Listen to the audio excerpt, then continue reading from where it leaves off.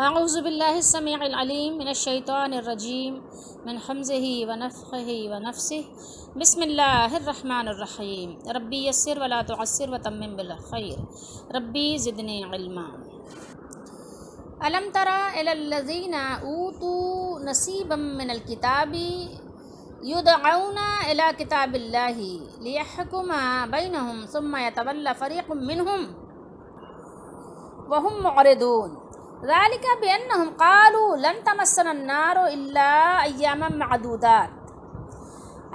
معدودات وغرهم في دينهم ما كانوا يفترون فكيف إذا جمعناهم ليوم لا ريب فيه ووفيت كل نفس ما كسبت وهم لا يظلمون۔ ہم نے 3 آیات تلاوت کی ہیں اور ترجمہ ہم پڑھنے لگے ہیں احمد رضا کا کنز الایمان۔ کیا تم نے انہیں نہ دیکھا جنہیں کتاب کا ایک حصہ ملا، کتاب اللہ کی طرف بلائے جاتے ہیں کہ وہ ان کا فیصلہ کرے۔ کون فیصلہ کرے؟ کتاب اللہ ان کا فیصلہ کرے۔ پھر ان میں سے ایک گروہ اس سے رو گرداں ہو کر پھر جاتا ہے۔ یہ جرت انہیں اس لیے ہوئی کہ وہ کہتے ہیں ہرگز ہمیں آگ نہ چھوئے گی۔ یہ ذرا یہ جو حصہ ہے یہ نوٹ کرنے والا ہے، اس کو آپ نوٹ ڈاؤن کر لیجئے کہ یہ کیا حصہ ہے، یہاں کیا بیان ہو رہا ہے۔ دیکھیے ترجمہ ہے، یہ جرت انہیں اس لیے ہوئی کہ وہ کہتے ہیں، وہ کیا کہتے ہیں؟ وہ کہتے ہیں کہ ہرگز ہمیں آگ نہ چھوئے گی۔ لن، ہرگز نہیں، ہرگز نہیں، ہرگز ہمیں آگ نہ چھوئے گی۔ تمسن النارو، لیکن مس بھی نہیں ہوگی آگ، ٹھیک ہے، مگر اللہ حرف استثناء ہے، گنتی کے دنوں، ٹھیک ہے، گنتی کے دنوں، یعنی ایام معدودات، چند دن، یعنی آگ میں نہیں جائیں گے مگر چند دن، یہ چند دن کی بھی بات ہو جائے گی۔ اور ان کے دین میں انہیں فریب دیا، ان کے دین میں نہیں ہوگا، ویسے ان کے دین نے ہوگا، خیر بہر، یعنی ان کے دین میں جو کچھ ہے انہیں فریب دیا اس جھوٹ نے جو باندھتے تھے، ٹھیک ہے، افطرا جو وہ کرتے تھے، اس افطرا کی وجہ سے ایسا انہوں نے کیا۔ تو کیسی ہوگی جب ہم انہیں اکٹھا کریں گے؟ فکیفا، کیا حال ہوگا ان کا، کیا حال ہوگا ان کا، اذا جمعناہم، جب ہم جمع کریں گے ان سب کو اس دن کے لیے، لیوم لا ریب فیہ، اس دن کے لیے جس میں شک نہیں ہے، اس میں لا ریب ہے، لا ریب، کوئی شک نہیں ہے، فی اس میں، اور ہر جان کو اس کی کمائی پوری بھر، کیا ہے، ووفیت، وفا کہتے ہیں نا اب اردو میں بھی، وفا پورا کرنا، ٹھیک ہے، اور پوری کر دی جائے گی، یعنی پوری کمائی ان کو، کل نفس ما کسبت، پوری بھر، یعنی بالکل پوری، ٹھیک ہے، پوری بھر دی جائے گی، اور ان پر ظلم نہ ہوگا، یعنی ان پر ظلم نہیں کیا جائے گا۔ یہ تو یہ ترجمہ ہو گیا، ٹھیک ہے۔ اب ہم آپ کو اس پر بہت ساری چیزیں، اور یہ چیز جو ہم نے پوائنٹ نوٹ کیا تھا اس پر ذرا ایک خاص جو ہے کیا کہتے ہیں توجہ رکھنی ہے۔ اب ایک ترجمہ اور ہم دیکھتے ہیں احسن البیان کا۔ کیا آپ نے انہیں نہیں دیکھا جنہیں ایک حصہ کتاب کا دیا گیا، وہ اپنے آپس کے فیصلوں کے لیے اللہ کی کتاب کی طرف بلائے جاتے ہیں، پھر بھی ان کی ایک جماعت منہ پھیر کر لوٹ جاتی ہے۔ اس کی وجہ ان کا یہ کہنا ہے کہ ہمیں تو گنے چنے دن ہی آگ جلائے گی، یعنی آگ میں وہ جو جلنا ہے ان کے لیے وہ چند دن ہیں، ٹھیک ہے، چند دنوں تک ہی وہ آگ میں جلیں گے، ان کو آگ اتنے ہی دن جلائے گی۔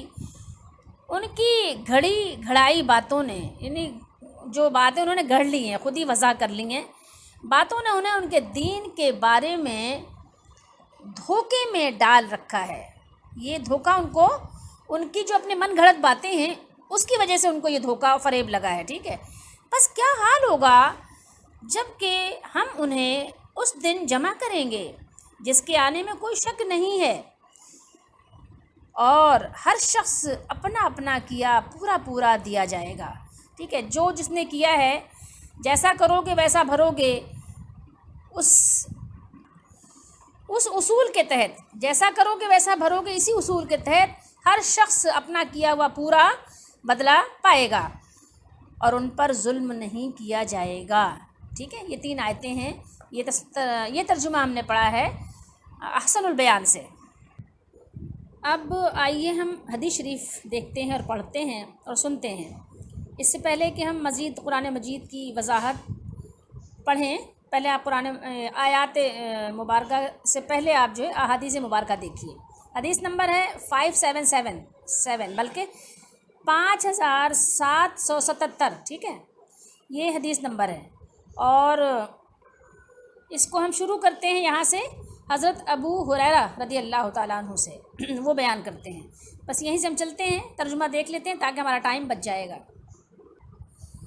حضرت ابو ہریرہ رضی اللہ تعالیٰ عنہ نے اور انہوں نے بیان کیا کہ جب خیبر فتح ہوا تو رسول اللہ صلی اللہ تعالیٰ علیہ وآلہ وسلم کو ایک بکری ہدیے میں پیش کی گئی۔ وہ بکری کیا تھی؟ بھنی ہوئی تھی، ٹھیک ہے۔ ایک یہودی عورت زینب بنت حرس نے پیش کی تھی، ٹھیک ہے، جس میں زہر بھرا ہوا تھا۔ اس پر رسول اللہ صلی اللہ علیہ وآلہ وسلم نے فرمایا، یہاں پر جتنے یہودی ہیں انہیں میرے پاس جمع کرو۔ چنانچہ سب آپ صلی اللہ علیہ وسلم کے پاس جمع کیے گئے۔ رسول اللہ صلی اللہ علیہ وسلم نے فرمایا، میں تم سے ایک بات پوچھوں گا، کیا تم مجھے صحیح بات بتا دو گے؟ انہوں نے کہا، ہاں اے ابو القاسم صلی اللہ علیہ وسلم۔ پھر رسول اللہ صلی اللہ علیہ وسلم نے فرمایا، تمہارا دادا کون ہے؟ انہوں نے کہا، فلاں۔ رسول اللہ صلی اللہ علیہ وسلم نے فرمایا، تم جھوٹ کہتے ہو، تمہارا پردادا تو فلاں ہے، ٹھیک ہے۔ اس پر وہ بولے کہ آپ نے سچ فرمایا، درست فرمایا۔ پھر آپ صلی اللہ علیہ وآلہ وسلم نے ان سے فرمایا، کیا اگر میں تم سے کوئی بات پوچھوں تو تم مجھے سچ بتا دو گے؟ انہوں نے کہا، ہاں اے ابو القاسم صلی اللہ علیہ وسلم، اور اگر ہم جھوٹ بولیں گے بھی تو آپ ہمارا جھوٹ پکڑ لیں گے، جیسا کہ ابھی ہمارے پردادا کے متعلق آپ نے ہمارا جھوٹ پکڑ لیا۔ آپ صلی اللہ علیہ وآلہ وسلم نے فرمایا، دوزخ والے کون ہیں؟ انہوں نے کہا، کچھ دن کے لیے ہم اس میں رہیں گے، پھر آپ لوگ صلی اللہ علیہ وسلم ہماری جگہ لے لیں گے، ٹھیک ہے، نعوذ باللہ استغفر اللہ۔ رسول اللہ صلی اللہ علیہ وسلم نے فرمایا، تم اس میں ذلت کے ساتھ پڑے رہو گے، واللہ، یعنی واللہ کا مطلب اللہ کی قسم، ہم اس میں تمہاری جگہ کبھی نہیں لیں گے۔ آپ صلی اللہ علیہ وسلم نے پھر ان سے دریافت فرمایا، کیا اگر میں تم سے ایک بات پوچھوں تو تم مجھے اس کے متعلق صحیح بتا دو گے؟ انہوں نے کہا، ہاں۔ آپ صلی اللہ علیہ وسلم نے دریافت فرمایا، کیا تم نے اس بکری میں زہر ملایا تھا؟ کیا تم نے اس بکری میں زہر ملایا تھا؟ انہوں نے کہا، ہاں۔ آپ صلی اللہ علیہ وسلم نے دریافت فرمایا، تمہیں اس کام پر کس جذبے نے آمادہ کیا؟ یعنی کیوں زہر ملایا؟ زہر ملانے کی کیا وجہ تھی؟ انہوں نے کہا، ہمارا مقصد یہ تھا کہ اگر آپ نعوذ باللہ استغفر اللہ جھوٹے ہوں گے تو ہمیں آپ سے نجات مل جائے گی، اور اگر سچے ہوں گے تو زہر آپ کو نقصان نہیں پہنچا سکے گا۔ تو یہ تھی یہود کی خوش فہمی کہ ہم جہنم میں نہیں رہیں گے، اور نعوذ باللہ استغفر اللہ اس کے بدلے میں وہ ان کی کیا تمنا تھی کہ آپ صلی اللہ تعالیٰ علیہ وآلہ وسلم کے لیے انہوں نے یہ بات کہہ دی۔ اس حدیث کو امام بخاری نے کم از کم 3 جگہ تو نقل کیا، اور دیگر محدثین نے بھی اس کو نقل کیا ہے۔ بہرحال تو یہ ان کی خوش فہمی کی بات ہو رہی ہے کہ انہوں نے یہ بات کیوں کہی کہ ہمیں آگ نہیں چھوئے گی مگر گنتی کے چند دن، ایام معدودات۔ انہوں نے یہ بات ان کی کہنے کی وجہ کیا تھی کہ ایام معدودات، گنے ہوئے دنوں میں ہی وہ دوزخ میں رہیں گے اور بس، ٹھیک ہے۔ تو اس کی وجہ یہ ہوئی کہ ان میں کثرت سے انبیاء علیہم الصلاۃ والسلام تشریف لائے تھے، تو وہ اپنے آپ کو اس بزرگی اور شرف کا بہت زیادہ اہل سمجھتے تھے کہ ہم تو بہت زیادہ یعنی معزز اور مکرم لوگ ہیں، تو ہمیں تو دوزخ کی آگ چھوئے گی نہیں، اور اگر چھوئے گی تو کتنے دن۔ یہ ان کی خوش فہمی کہ انہوں نے یہ دعویٰ کیا کہ ہمیں دوزخ کی آگ چند روز کے سوا چھو ہی نہیں سکے گی، چند روز کے بعد وہ اس سے نجات پا جائیں گے۔ تو اللہ تعالیٰ نے ان کی اس بات کی تردید کرتے ہوئے فرمایا، قُلْ اتخذتم عند اللہ عہدا، اے نبی صلی اللہ علیہ وسلم آپ ان سے کہہ دیجئے کیا تم نے اللہ سے اس کے بارے میں کوئی عہد، کوئی قرار کوئی لے رکھا ہے کیا؟ کوئی عہد و پیمان ہوا ہے تمہارا اس کے بارے میں؟ اللہ تعالیٰ سے وعدہ ایسا ہوا ہے؟ اگر ایسا ہے تو پھر اللہ تعالیٰ تو وہ اپنے عہد و پیمان کے، اپنے عہد و قرار کے خلاف تو نہیں کرتا۔ اگر اللہ تعالیٰ نے کوئی وعدہ کر لیا تو اس کی بات تو پختہ ہے، کیونکہ اپنے وعدے کے خلاف نہیں کرتا، ٹھیک ہے۔ لیکن ایسا تو نہ کبھی ہوا ہے اور نہ کبھی ہوگا، ٹھیک ہے۔ ایسا وعدہ تو اللہ تعالیٰ نے تم سے، یہودیوں سے کبھی کیا ہی نہیں کہ تم دوزخ میں نہیں جاؤ گے، اور اگر گئے بھی تو چند دن، ٹھیک ہے۔ تو یہی وجہ ہے کہ یہاں اللہ تعالیٰ نے، جہاں ہم آگے یعنی اس سے پہلے بھی سورہ بقرہ میں پڑھ چکے ہیں، تو سورہ بقرہ میں بھی یہ آیت گزری تھی کہ انہوں نے کہا تھا وَقَالُوا لَن تَمَسَّنَا النَّارُ إِلَّا أَيَّامًا مَّعْدُودَةً قُلْ أَتَّخَذْتُمْ عِندَ اللَّهِ عَهْدًا فَلَن يُخْلِفَ اللَّهُ عَهْدَهُ أَمْ تَقُولُونَ عَلَى اللَّهِ مَا لَا تَعْلَمُونَ، ٹھیک ہے۔ اور انہوں نے کہا آگ ہمیں گنتی کے چند دنوں کے سوا ہرگز نہیں چھوئے گی، کہہ دیجئے کیا تم نے اللہ سے کوئی عہد لیا ہے؟ پھر تو اللہ اپنے عہد کے خلاف ہرگز نہیں کرے گا۔ کیا تم اللہ کے بارے میں وہ بات کہتے ہو جو تم نہیں جانتے، ٹھیک ہے۔ ام تقولون علی اللہ ما لا تعلمون، تو یہاں پر جو ام آیا ہے اس کے بارے میں ہم آپ کو بتانا چاہتے ہیں۔ یہ آپ کو سورہ بقرہ میں آیت نمبر 80 پہ مل جائے گا اگر آپ تلاش کریں گے تو وہاں جو اللہ نے فرمایا کہ ام تقولون، ٹھیک ہے، تو یہاں ام کا حرف جو ہے استعمال کیا گیا ہے جو بمعنی یعنی بل ہے، ٹھیک ہے، یعنی ایسا کوئی وعدہ تو نہیں ہے، بلکہ تم اللہ تعالیٰ کی طرف کذب و افطرا سے ایسی باتیں منسوب کر رہے ہو جو تم جانتے بھی نہیں ہو، جو تمہیں معلوم بھی نہیں ہے، جو تم نہیں جانتے ہو، ٹھیک ہے۔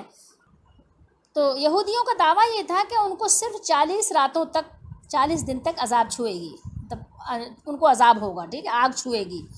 اور ان کی یہ مدت کیوں تھی کہ ان کے بقول صرف اتنی مدت جس میں انہوں نے بچھڑے کی عبادت کی تھی، انہوں نے سے مراد یہ کہ ان کے آباء و اجداد نے بچھڑا پوجا تھا، بس اتنے ہی ٹائم ان کو دوزخ میں گزارنا ہوگا، اور اس کے علاوہ بس تو وہ 40 دن کا ان کا پیریڈ بنتا تھا، تو 40 دن کے علاوہ وہ یہ گمان نہیں کرتے تھے کہ وہ آگ میں رہیں گے۔ تو اللہ رب العالمین نے اس کے جواب میں ارشاد فرمایا بلا من کسب سیئۃ واحاطت بہ خطیئتہ فاولئک اصحاب النار هم فیہا خالدون والذین آمنوا وعملوا الصالحات اولئک اصحاب الجنہ هم فیہا خالدون۔ کیوں نہیں؟ اللہ نے فرمایا نہیں، بلکہ بات اس طرح نہیں ہے، جس نے کوئی برائی کمائی اور اسے اس کی برائی نے گھیر لیا تو وہی لوگ دوزخی ہیں اور وہ اس میں ہمیشہ رہیں گے، اور جو لوگ ایمان لائے اور انہوں نے نیک کام کی وہی جنتی ہیں، وہ اس میں ہمیشہ رہیں گے۔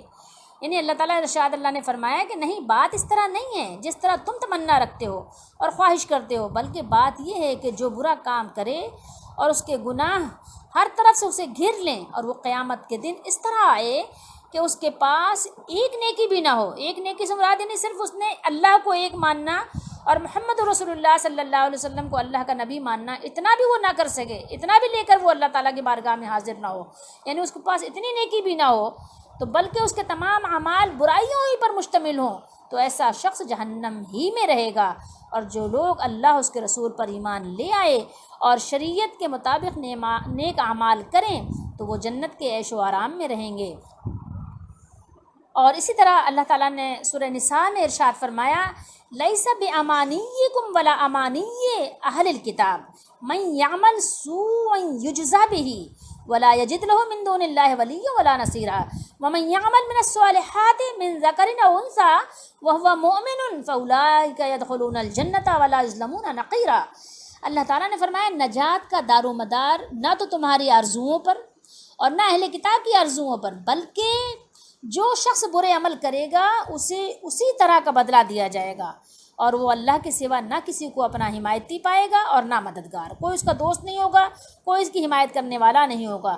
اور جو نیک کام کرے گا وہ کوئی بھی ہو، خواہ وہ مرد ہو، ذکر ہو یا انثی ہو، ٹھیک ہے، مرد ہو یا عورت، اور وہ صاحب ایمان بھی ہو، تو ایسے لوگ جنت میں داخل ہوں گے، اور ان پر کھجور کی گٹھلی کے جو یعنی اس کا جو ایک چھلکا ہوتا ہے ہلکا سا جو جھلی ہوتی ہے اس کے برابر بھی ظلم نہیں کیا جائے گا۔ الم تر الی الذین اوتوا نصیبا، کیا نہیں دیکھا آپ نے ان لوگوں کی طرف جنہیں دیا گیا کچھ حصہ کتاب کا، ٹھیک ہے۔ تو یہاں اللہ تعالیٰ نے یہود و نصارہ کی تردید کرتے ہوئے اللہ تعالیٰ فرماتا ہے جب جو بزوں میں خود یعنی اپنے طور پر انہوں نے کچھ چیزیں جو یعنی گڑھ لی اپنے دونوں کتابوں یعنی تورات شریف اور انجیل شریف کے مطابق عمل پیرا تھے. ان کا یعنی یہ دعویٰ تھا کہ وہ اس پہ عمل کرتے ہیں. کہ جب انہیں یہ دعوت دی جاتی کہ ان دونوں کتابوں کی تعلیمات کے مطابق اللہ تعالیٰ کی اطاعت کرو اور محمد صلی اللہ تعالیٰ علیہ وآلہ وسلم کی اتباع کرو، آپ کے پیچھے چلو، تو یہ تورات اور انجیل سے منہ پھیرتے ہوئے اعراض کرتے ہیں، اس سے بھی یعنی ہٹ جاتے ہیں اس میں، اور اللہ تعالیٰ کے احکام کی مخالفت اور عناد کے حوالے سے ان کے ذکر کرنے میں ان کی حد درجے کی آپ سمجھیے کہ مذمت کی گئی ہے.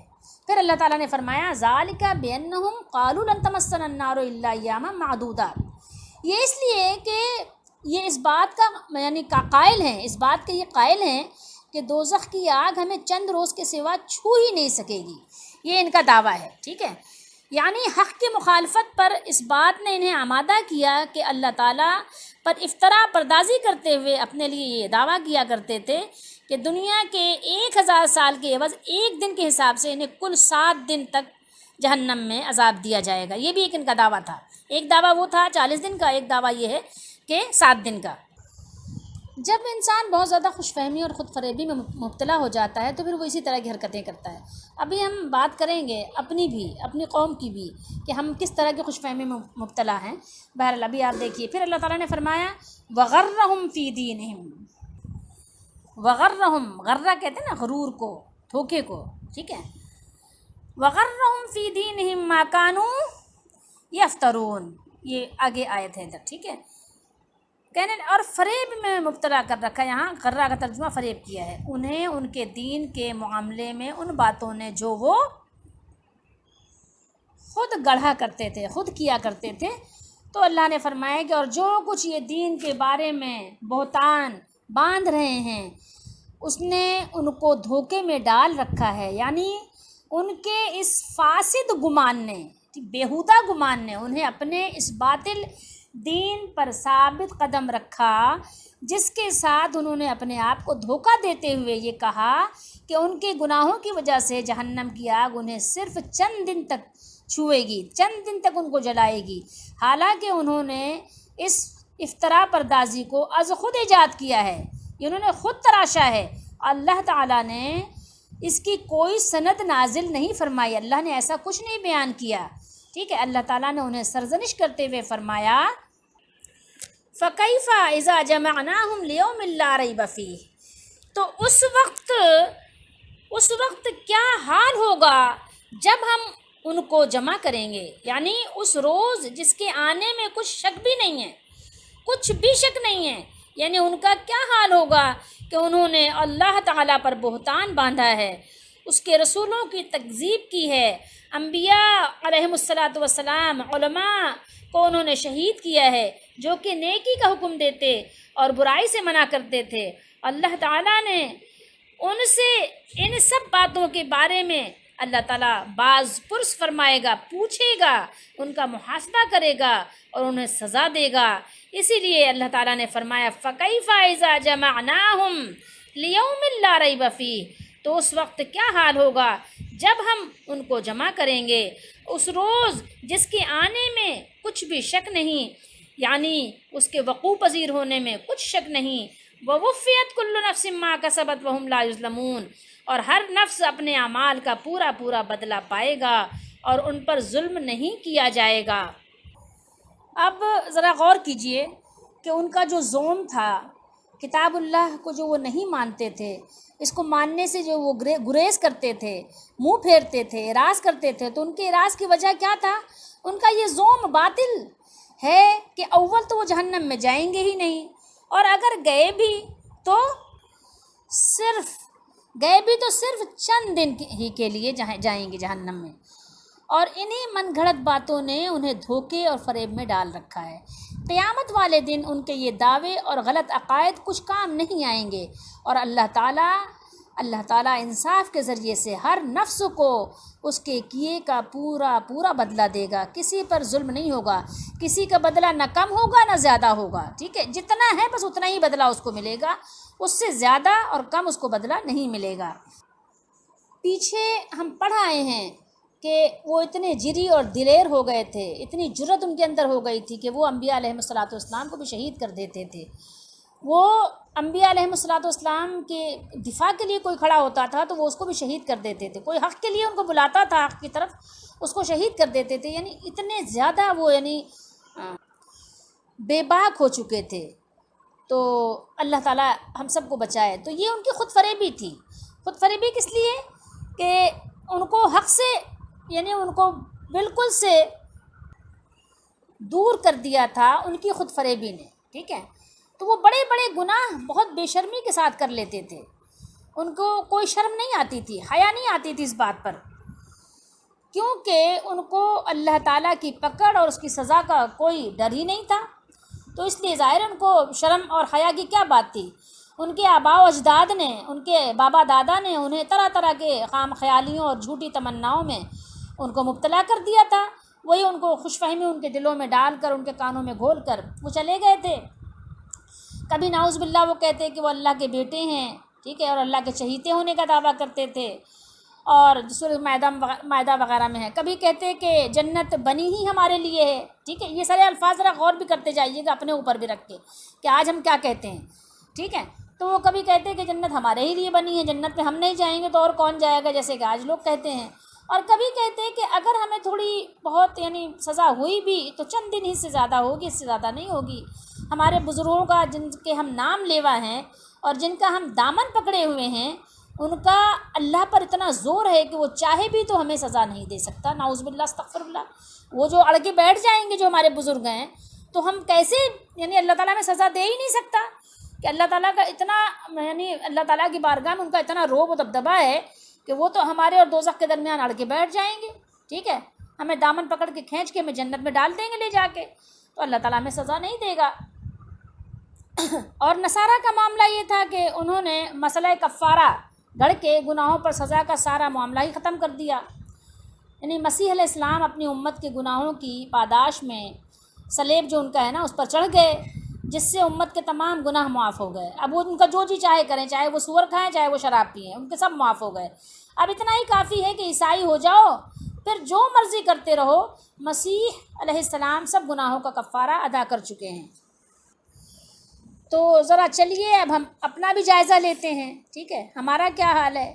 ہمارا بھی حال کچھ اس سے بہتر نہیں ہے، ہم اسی ڈگر پہ ہم بھی چل چکے ہیں، کیونکہ اللہ کے نبی صلی اللہ علیہ وسلم نے فرمایا تم چلو گی بھی ویسے قدم بقدم ملا کر ان سے، شبرم بشبرم ذراعم بذراعم،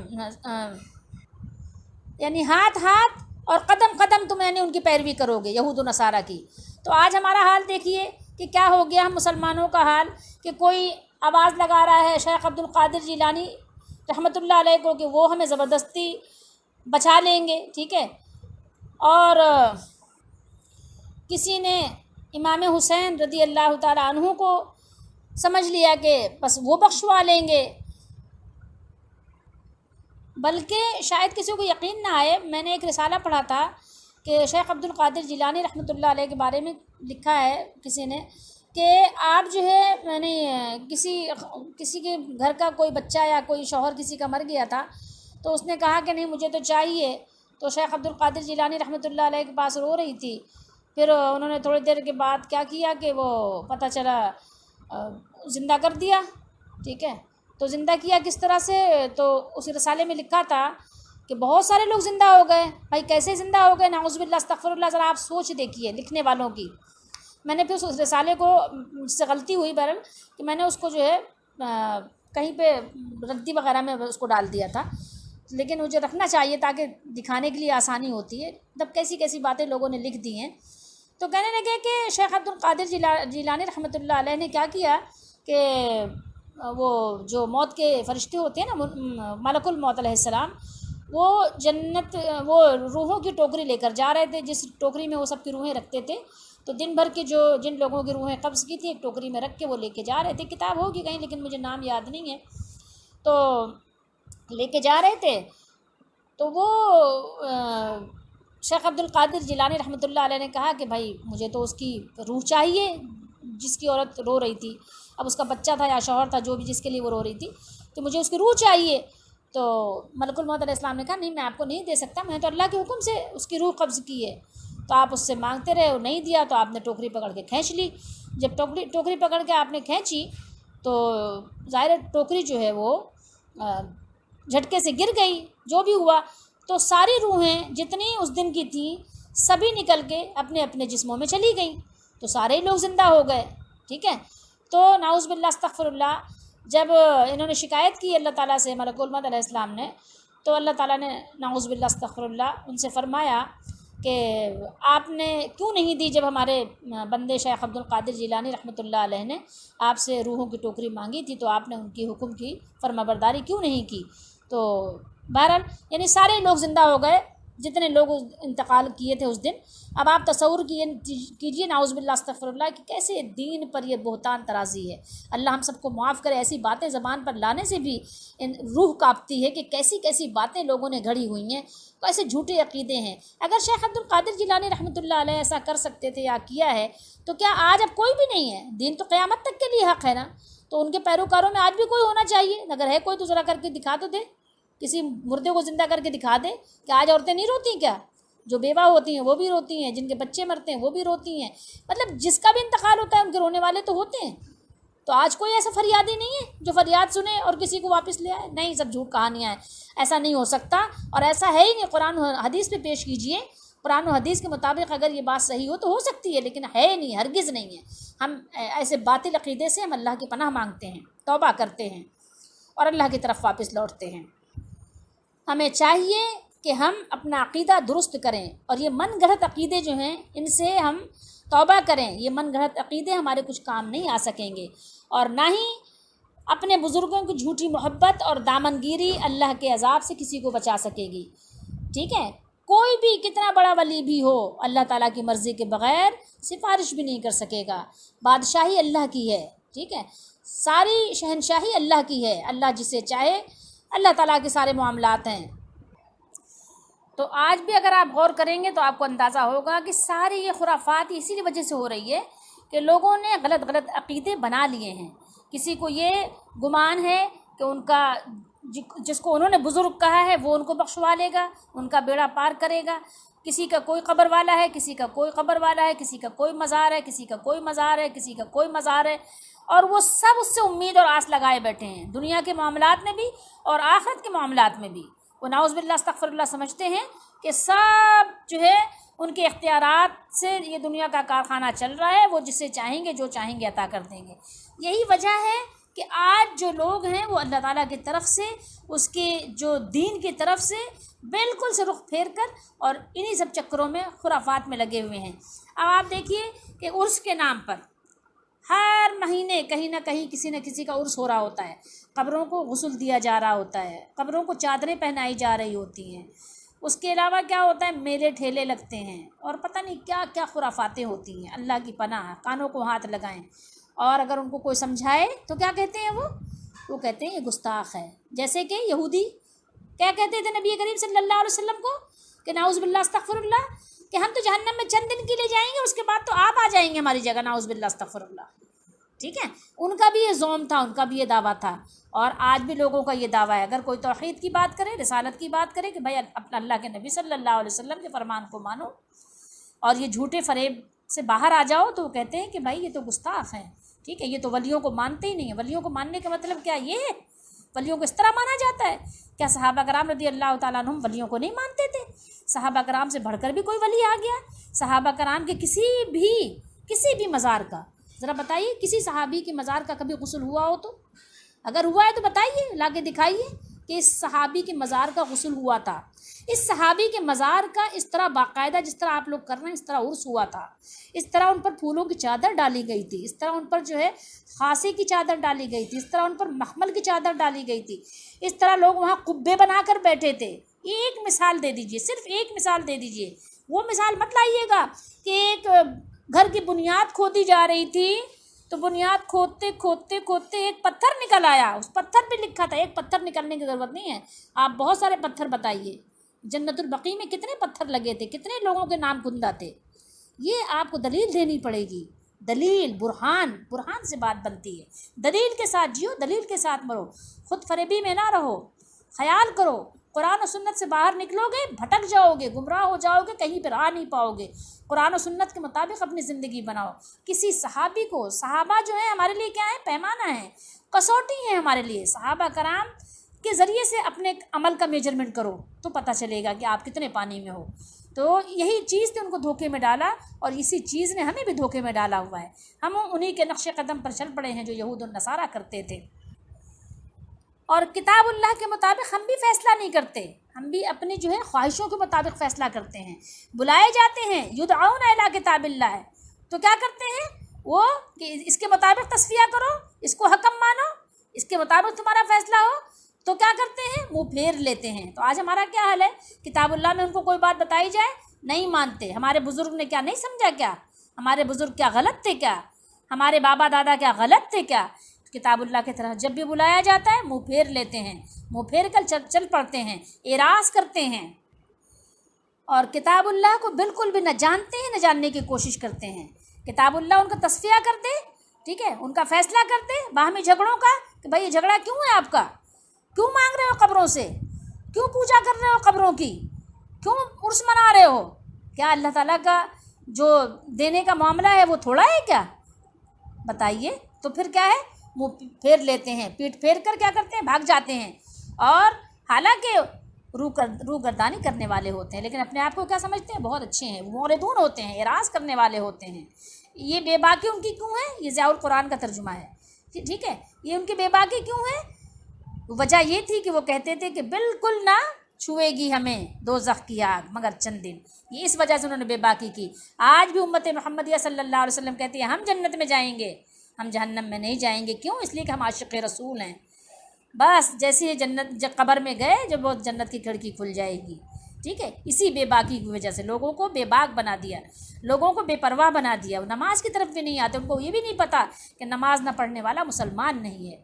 آج آپ دیکھیں بہت سارے لوگوں کو یہ نہیں پتہ کہ نماز نہ پڑھنے والا مسلمان نہیں ہے، ان کو نہیں پتہ، وہ کہتے نہیں مسلمان تو ہے، مسلمان تو ہے لیکن گناہ گار ہے، اس میں بھی وہ تعویلات کرتے ہیں، حالانکہ نماز نہ پڑھنے والا، زکوٰۃ نہ دینے والا مسلمان نہیں ہے۔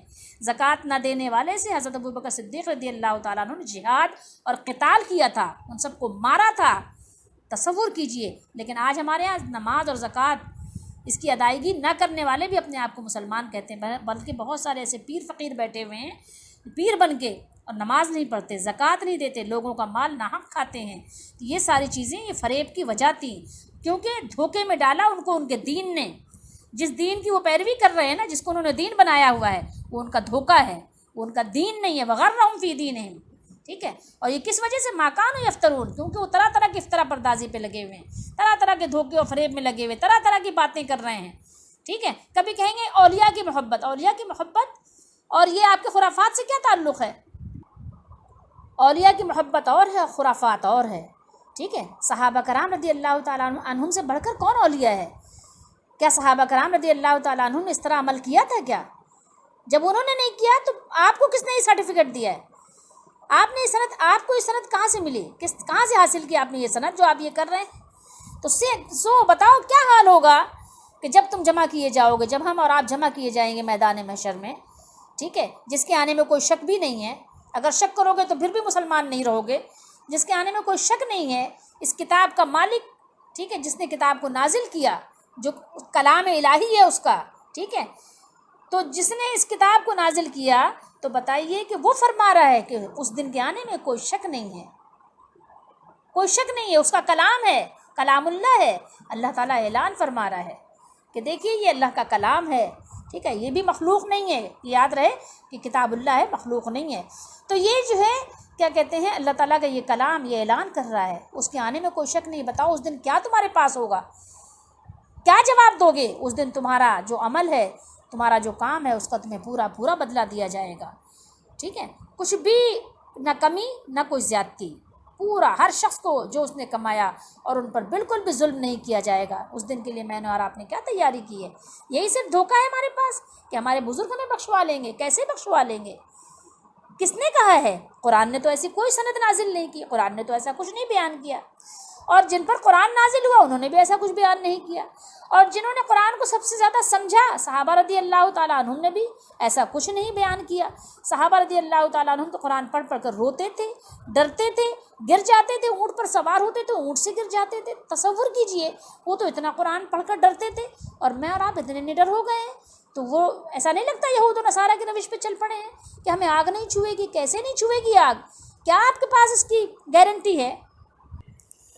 سوائے اس کے اور کچھ نہیں ہے کہ شیطانی دھوکہ ہے، شیطانی فریب ہے، شیطان اپنے وعدے سچ کر دکھا رہا ہے۔ ہم اللہ سے پناہ مانگتے ہیں اور ہم اللہ سے اللہ کی رحمت کا سوال کرتے ہیں۔